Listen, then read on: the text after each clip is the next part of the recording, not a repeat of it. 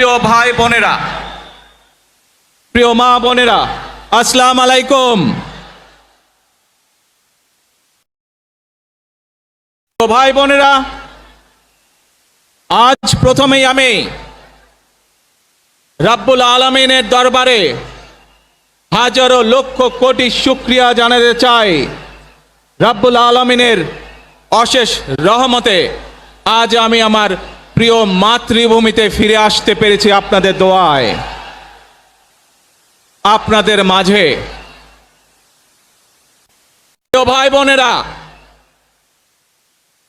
আমাদের এই প্রিয় মাতৃভূমি 1971 সালে লাখো শহীদের রক্তের বিনিময়ে অর্জিত হয়েছিল।